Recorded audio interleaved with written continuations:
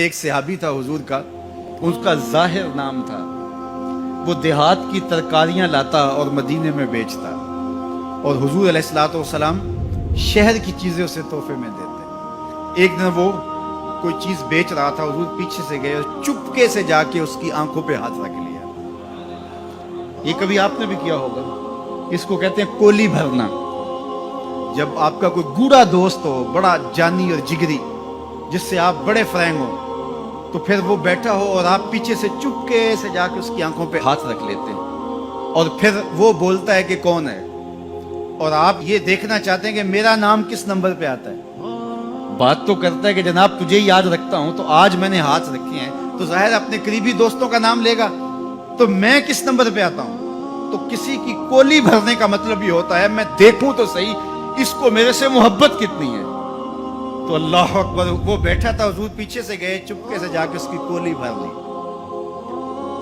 اب حضور کے ہاتھ آنکھوں پہ آئے ہوں اور سینے تک ٹھنڈ نہ گئی ہو، یہ کیسے ہو سکتا ہے؟ اس کو نہ پتا چلا ہو کہ حضور ہے، بلکہ حدیث میں آتا ہے کہ وہ بولتا نہیں۔ حضور آنکھیں دبا رہے ہیں اور وہ بولتا نہیں، بلکہ جب اس کو یقین ہو گیا کہ حضور ہی ہیں، تو اس نے اپنی کمر کو پیچھے حضور کے سینے سے جوڑ کے رگڑنا شروع کر دیا، اور حضور دبا رہے ہیں کہ یعنی وہ بتائے کہ میں کون ہوں، لیکن وہ بولتا ہی نہیں ہے۔ مجھے میاں صاحب یاد آئے، لوگ تو اس کو مجاز کے معنی میں لیتے ہیں، میں یہاں یہ شعر پڑھتا ہوں۔ سفنے دے وچ ماہی ملیا تے گل وچ پا لیاں باواں، سفنے دے وچ ماہی ملیا تے گل وچ پا لیاں باواں، ڈر دی ماری اکھ نہ کھولاں متاں پھر وچھڑ نہ جاواں، ڈر دی ماری اکھ نہ کھولاں متاں پھر وچھڑ نہ جاواں۔ تو حضور آنکھیں دبا رہے ہیں اور وہ نہیں بولتا۔ حضور خود ارشاد فرمایا، اس غلام کو کون خریدے گا؟ تو اس نے کہا حضور مجھے کس نے خریدنا ہے، میں تو بہت سستا ہوں۔ فرمایا تو بہت مہنگا ہے۔ اللہ اکبر، تو اللہ کے ہاں بہت مہنگا ہے۔ تو حضور یوں بھی پیار کیا کرتے۔ تو نام کوئی اور تھا، حضور نے لاٹ سے کہا ذوالیدین، او دو ہاتھوں والے، نام ہی دو ہاتھوں والا پڑ گیا۔ ایک دن کسی نے حضرت ذوالیدین سے پوچھا کہ یہ تو حضور نے لاٹ سے کہا ذوالیدین، لوگوں نے بھی کہنا شروع کر دیا، نام تو تمہارا کوئی اور ہوگا، بتاؤ تمہارا اصل نام کیا تھا؟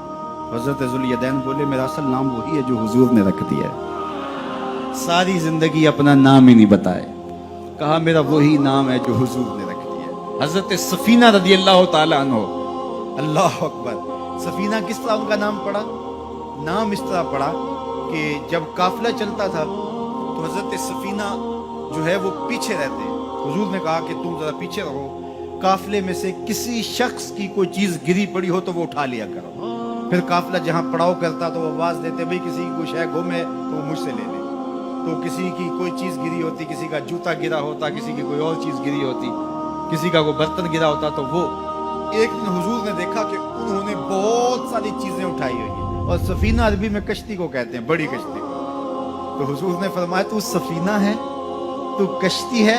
اللہ اکبر، نام ہی سفینہ پڑ گیا۔ ایک قافلے میں بچھڑ گئے، پیچھے رہتے تھے، بچھڑ گئے، قافلہ نکل گیا۔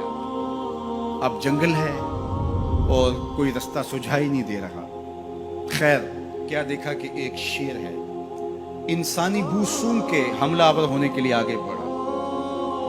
تو شیر جب قریب آیا نا اور حملہ کرنے لگا، تو حضرت سفینہ نے شیر کو کیا کہا، سن لو ذرا۔ شیر کو مخاطب ہو کے اس کی آنکھوں میں آنکھیں ڈال کے کہا، یا ابل حارث انا مولا رسول اللہ صلی اللہ علیہ وسلم، اے جنگل کے بادشاہ سن، میں رسول اللہ کا غلام ہوں۔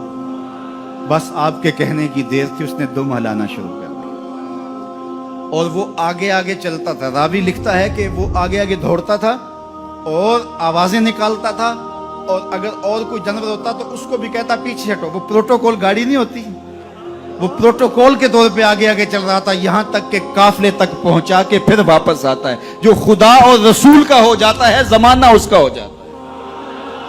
تو کہا کہ تم کس کی تلاش میں لگے ہو، آؤ ذرا ان کے ہو کے تو دیکھو۔